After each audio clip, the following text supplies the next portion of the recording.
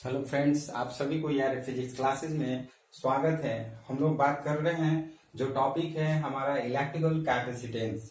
Electrical capacitance के बारे में हम लोग पढ़ेंगे। इसके पहले आप लोग पढ़ चुके हैं इलेक्ट्रिकल पोटेंशियल। इसमें हम लोग इलेक्ट्रिकल कैपेसिटेंस पढ़ेंगे। इलेक्ट्रिकल कैपेसिटेंस में बहुत सारे टॉपिक मिलेंगे, हर टॉपिक की बात करेंगे, इसलिए इसके सारे भाग जरूर आप लोग देखिएगा। तो सबसे पहले बात करते हैं व्हाट इज इलेक्ट्रिकल कैपेसिटेंस या what is definition of electrical capacitance. तो कहेंगे the measure of the ability of a conductor to store electric charge और energy is known as electrical capacitance और कैपेसिटी ऑफ अ कंडक्टर। फिर से कहेंगे the measure of the ability of a conductor to store electric charge और energy is known as electrical capacitance और capacity of a conductor. Suppose that ये कोई conductor है, इस कंडक्टर का कैपेसिटी कितना है चार्ज को स्टोर करने का, एनर्जी को स्टोर करने का, उस कैपेसिटी को मेजर करता है इलेक्ट्रिकल कैपेसिटेंस। इलेक्ट्रिकल कैपेसिटेंस क्या करता है, किसी भी कंडक्टर का ये कैपेसिटी को मेजर करता है कि उसके अंदर कितना चार्ज को स्टोर किया जा सकता है, कितने एनर्जी को स्टोर किया जा सकता है। Suppose that let Q be the charge on the conductor, this is the conductor and इस पे जो चार्ज है वो स्मॉल q है।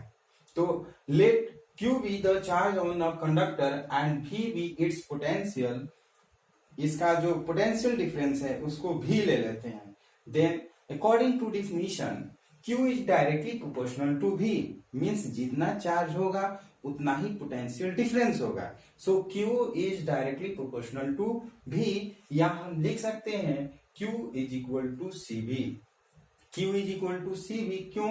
क्योंकि जब ये डायरेक्टली प्रोपोर्शनल का चिन्ह हटाते हैं तो एक समानुपाती नियतांक मीन्स एक कांस्टेंट ऑफ प्रोपोर्शनलिटी आता है, तो उसको हम बोल देते हैं C। C the constant of proportionality is called electrical capacitance और capacity of a conductor. C क्या है? C is the proportional quantity, यानी कि it is the constant of proportionality that is called electrical capacitance और capacity of a conductor. अब C की बात करते हैं। C is equal to Q by V। C is equal to क्या लिख सकते हैं? Q by V। तो C का जो यूनिट होगा, what is the SI unit of C, यानी कि कैपेसिटर। तो C का यूनिट जो होगा, Q का हम जानते हैं कूलम होता है और V का हम जानते हैं वोल्ट, यानी कि इसको हम लिख सकते हैं कूलम पर वोल्ट। क्या लिख सकते हैं? Coulomb per volt. एक्चुअली इसका जो SI यूनिट होता है वो फैराड होता है। जो कैपेसिटर का या इलेक्ट्रिकल कैपेसिटेंस का SI यूनिट की बात करते हैं तो SI यूनिट जो होता है वो फैराड होता है, जो कि कैपिटल F से डिनोट करते हैं। फैराड जो होता है बहुत बड़ा यूनिट होता है, इसलिए जब भी इलेक्ट्रिकल कैपेसिटेंस की बात करते हैं तो छोटे यूनिट की बात करते हैं। छोटे यूनिट के रूप में हम बात करते हैं तो मान लेते हैं 1 मिली फैराड की बात कर लेते हैं। छोटा यूनिट है फैराड का, 10⁻³ फैराड हो जाता है। या फिर इससे और छोटा की बात करते हैं तो 1 माइक्रो फैराड हो जाता है। 1 माइक्रो फैराड का वैल्यू होता है 10⁻⁻6 फैराड।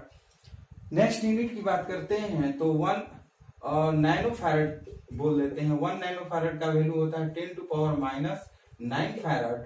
और फिर नेक्स्ट यूनिट की बात करते हैं 1 पिको फैराड।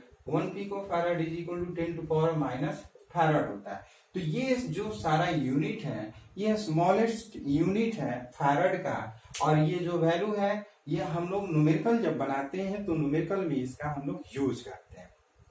तो बात होगी what is the SI unit of electrical capacitance. तो फैराड करेंगे। Farad is the very large unit, so we can write in a smallest unit 1 microfarad is equal to 1 millifarad is equal to 10⁻³ farad. 1 microfarad is equal to 10⁻⁻6 farad. 1 nanofarad is equal to 10⁻⁹ farad. 1 picofarad is equal to 10⁻12 farad. या कभी कभी ये भी देता है कि what is the unit of capacitance. Unit की बात करेगा, फैराड अगर नहीं दिया रहेगा तो वहां पर हम कूलम पर वोल्ट भी यूज कर सकते हैं। जनरली हम फैराड यूज करते हैं। सपोज दैट फैराड अगर नहीं दिया रहेगा तो वहां पे हम कूलम पर वोल्ट यूज कर सकते हैं, कूलम पर वोल्ट। तो ये हमारा यूनिट हो गया। अब बात करते हैं which quantity is a electrical capacitance. Electrical capacitance कौन सा क्वांटिटी है? तो कहेंगे electrical capacitance is a scalar quantity. Electrical capacitance is a scalar quantity. How can we can say that electrical capacitance is a scalar quantity? तो हम जानते हैं, we know that charge is a scalar quantity and electrical potential is also scalar quantity.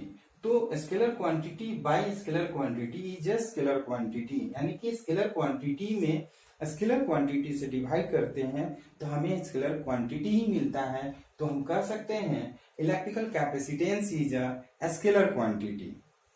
तो ये quantity हो गया, ये size unit हो गया।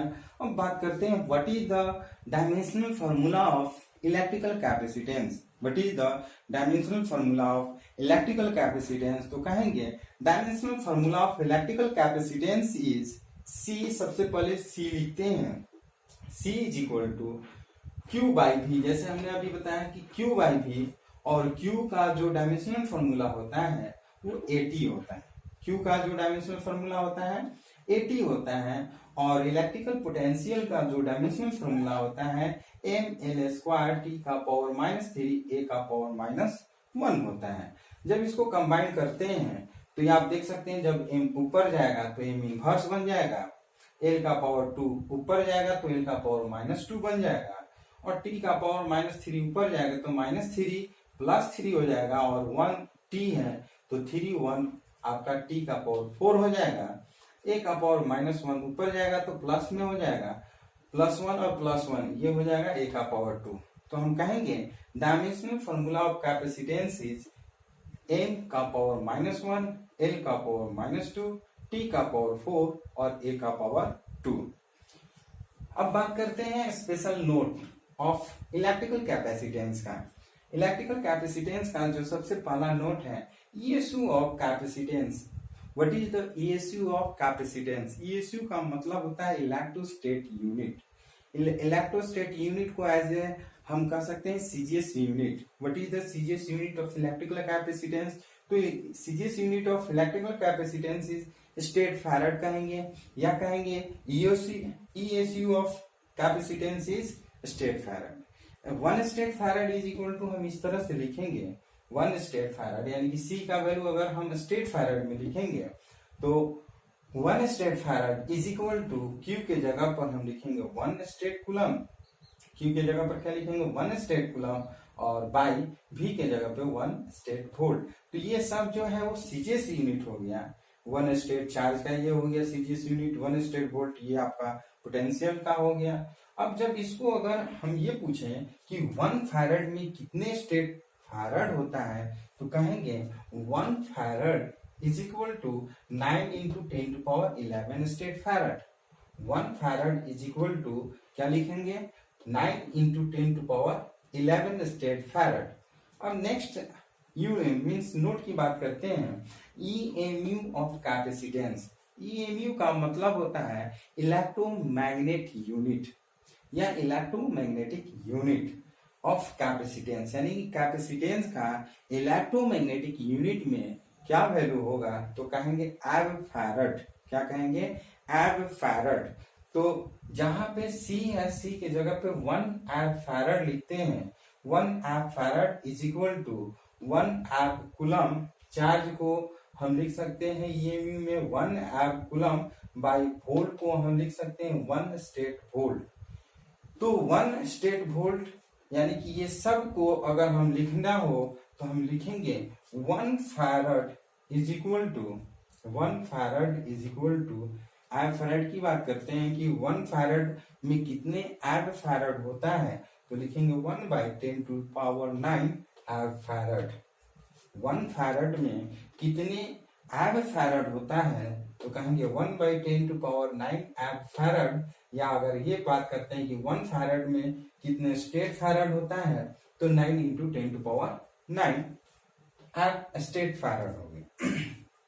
नेक्स्ट क्वेश्चन की बात करते हैं। इस टॉपिक का एक पहला क्वेश्चन है, how much charge will appear on the plates if a capacitor has capacitance of 177 picofarad when potential difference of 100 volt is applied. Suppose that this is the plate of a conductor and इस plate पर जो capacity है इस plate का, यानी कि एक conductor का जो कैपेसिटी है चार्ज का, वो हमारा 177 पिकोफैराड है और इस पे जो पोटेंशियल है वो 100 वोल्ट है।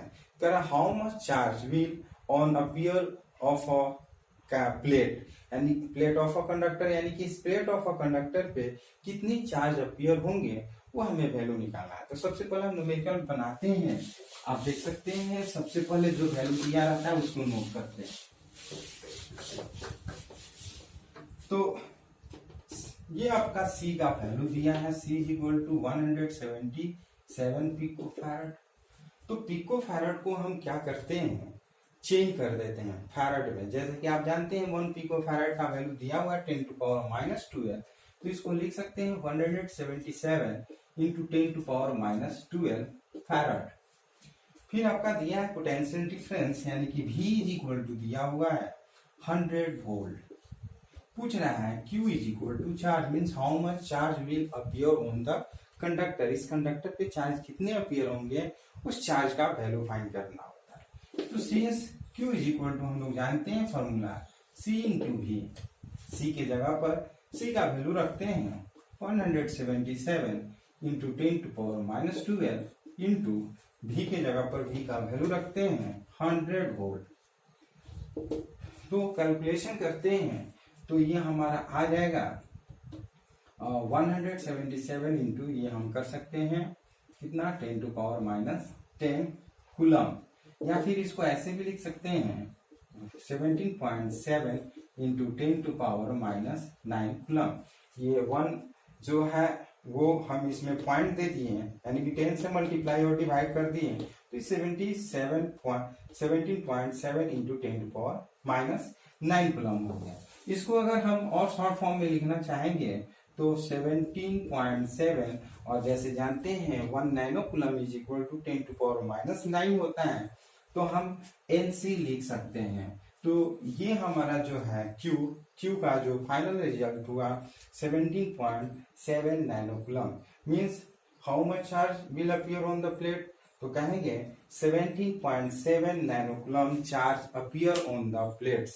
तो ये आपको वीडियो कैसा लगा, यदि वीडियो पसंद है तो कृपया लाइक शेयर कमेंट जरूर करिए। यदि आप हमारे नए व्यूअर हैं तो कृपया सब्सक्राइब करिए, ताकि हम लोग नए नए टॉपिक के साथ नए नए क्वेश्चन के साथ मिलते हैं। तो ये आपका पहला इलेक्ट्रिकल कैपेसिटेंस का पार्ट था, इसमें बहुत सारे पार्ट है, हम सारे पार्ट की चर्चा करेंगे, एक एक पॉइंट की बात करते हैं न्यूमेरिकल के साथ, एग्जाम्पल के साथ। तो हमारे साथ बने रहिए। Thank you.